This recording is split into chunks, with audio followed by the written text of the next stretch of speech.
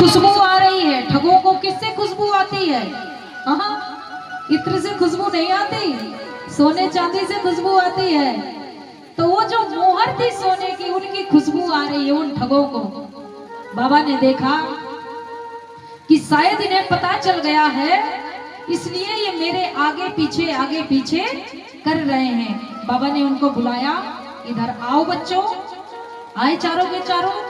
वो असरफियों का थैला बाबा ने उनके हाथ में दे दिया। तो अब तो देखो पीछा छोड़ देना चाहिए ना, लेकिन नहीं, ये संसारी लोग हैं।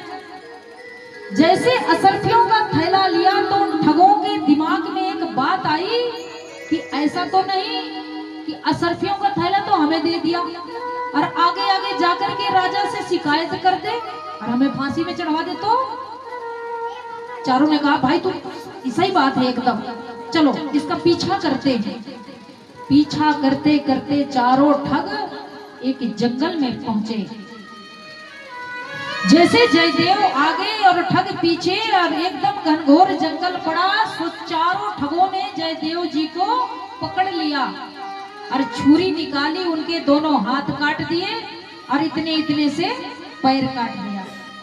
हाथ पैर काट के फेंक दिया और उस बाबा को उठा करके एक कुएं में डाल दिया। बोले ले हमसे होशियारी करता है, देखो ये मन है क्या क्या सोचवाता है। हाँ, अरे भैया तुम्हें असरफी मिल गई थी, तुम अपने घर जाते, बाबा को जाने देते, लेकिन नहीं।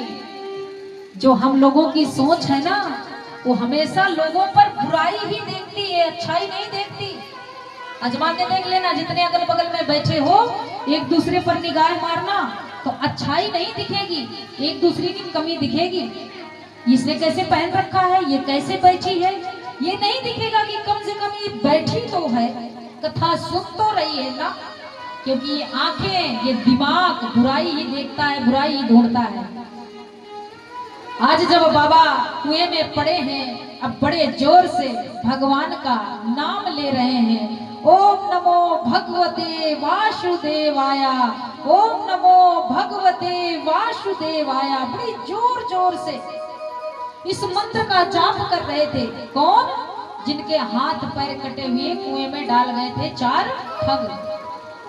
वहीं से एक राजा निकला। राजा को जब ये आवाज सुनाई दी, राजा ने आदेश किया अपने सैनिकों को, रुको देखो कुएं में कौन है।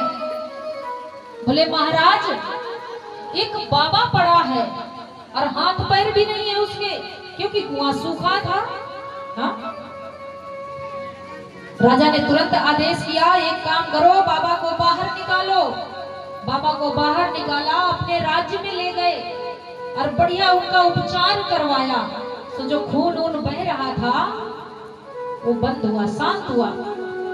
आज राजा बाबा के चरणों में गिर करके बोले महाराज कुछ ऐसा उपाय बताइए, ऐसा तरीका बताइए जिससे मुझे भी प्रभु के दर्शन हो जाए, प्रभु की भक्ति मिल जाए।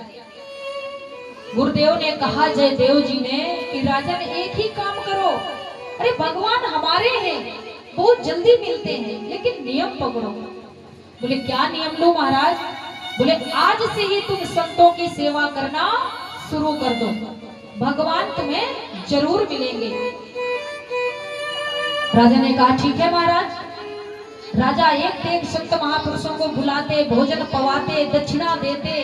अब तो भैया राजा के द्वार पर दरबारी कम, महात्मा ज्यादा, खूब सेवा करता राजा। धीरे धीरे समय गुजरा।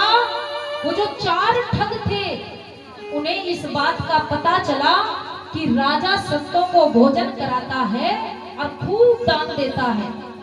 तो आज उन ठगों ने साधु का भेष बनाया। चार के चारों ने तिलक उलक लगाया, दाढ़ी बाड़ी लगाई और पहन के कपड़े पहुंच गए। राजा ने जैसे देखा, आओ महाराज विराजो। जयदेव जी जो थे वहां पर विराजमान थे, जिनके हाथ पैर इन्होंने काटे थे, वो पहचान गए कि वही है। और ये चारों ठग भी पहचान गए कि अरे ये तो मरा नहीं, ये तो वही है जिसके अपने हाथ पैर काटे हैं। दोनों के दोनों पहचान गए। राजा को तुरंत बुलाया जयदेव जी ने। देखो अब भी महाराज ने कोई बुराई नहीं मानी उनसे। राजा से कहा, राजन ये जो 4 संत आए हैं इनकी तुम खूब सेवा करो, ये जो मांगे इन्हें वो दो। राजा ने कहा, ठीक है गुरु, आपकी आज्ञा है।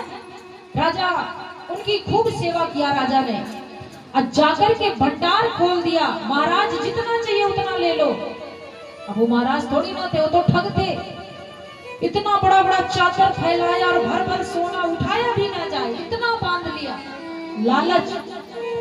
आज जब उन्होंने जैसे बांधा और वहां डरते भी जा रहे हैं कि किसने राजा से कहकर के हमारी इतनी सेवा करवाई, ऐसा तो नहीं कि हमें मरवाना चाहता हो। क्योंकि जब हम गलत काम करते हैं तो पाप हमारे सिर में बैठा रहता है और वो हमें चैन की नींद सोने नहीं देता, डराता ही रहता है, डराता ही रहता है। आज जैसे उन्होंने सोना चांदी हीरे जवाहरात बांधे तो राजा उनसे तो उठे नहीं, तो राजा ने कुछ सैनिक भेजे। राजा के दिमाग में तो आई कि ये महात्मा तो हो नहीं सकते, लेकिन मेरे गुरुदेव ने कहा है दोष दर्शन मत करना, तो कोई बात नहीं, ले जाओ। सैनिकों से धन उठवा करके रथ में लदवाया, अब बोले जाओ इन्हें छोड़ आओ जहां तक कहें। अब भैया जैसे वो चारों ठग धन लेकर के जाने लगे तो रास्ते में जो सिपाही थे साथ में, उन्होंने पूछा, महाराज ये बताइए, ये जो हमारे राजा हैं, जो हमारे राजा के गुरुदेव हैं जयदेव जी, आज तक इन्होंने किसी भी संत महापुरुष का इतना सम्मान नहीं करवाया, आखिर आपका क्यों करवाया? आप में ऐसी क्या बात है? आप गौर करना बात में। आज उन ठगों ने कहा कि सुनो, ये जो तुम्हारे राजा के दरबार पर ये महात्मा बैठा है जिसके दोनों हाथ नहीं, दोनों पैर नहीं, आज ये अगर जिंदा बैठा है तो हमारी वजह से बैठा है। बोले क्यों? अरे बोले इसने बहुत गलत काम किया था, और जहां पर इसने गलत कार्य किया था वहां से आदेश मिला इसे जान से खत्म कर दो, तो हमने जान तो इसकी बचवा दी लेकिन हाथ पैर कटवा दिए। देखिए भगवान भी तब तक सहन करता है जब तक उचित हो। हाँ, अपने भक्त की बुराई भगवान से सुनी नहीं जाती, देखी नहीं जाती। आज जब इस प्रकार उन्होंने बोला तो जानते हो क्या हुआ कि रथ के आगे की धरती फट गई और रथ सहित वो 4 के चारों ठग वहीं समा गए।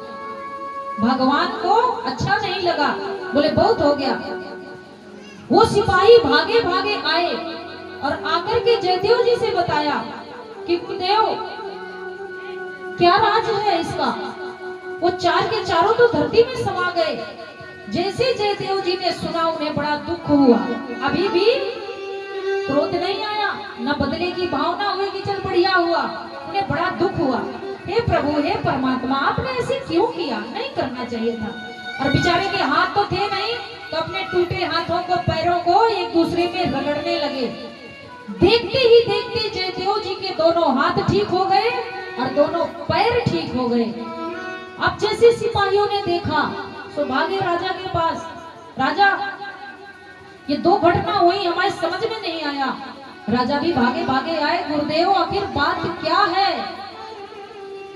आज जयदेव ने कहा कि राजन मैं बताना नहीं चाहता था, लेकिन अगर आप ज्यादा ही आग्रह कर रहे हैं तो मैं बता देता हूँ। ये 4 ठग थे, इन्होंने ही मेरे हाथ पैरों को काट करके मुझे कुएं में डाला था, लेकिन इनके पाप ने ही इन्हें जीने नहीं दिया और ये धरती पर समा गए। आज राजा ने जब इस प्रकार सुना तो राजा का जो भाव था, जो श्रद्धा थी जयदेव के प्रति और बलवती हो गई और राजा अपने राज्य सहित भक्त बन गया। देखिए परमात्मा के नाम पर, परमात्मा के भक्तों की सेवा पर कितनी ताकत है ताकत की नहीं है? इस प्रकार से भगवान ने राजा को भी दर्शन दिया, उसकी प्रजा को भी दर्शन दिया, जयदेव को तो गले लगा ही लिया। इतने करुणा बिहारी हैं हमारे परमात्मा, इसलिए बार बार हाथ जोड़ करके एक ही प्रार्थना करते रहते हैं हम आप सबसे कि प्रभु के नाम को गाओ, प्रभु के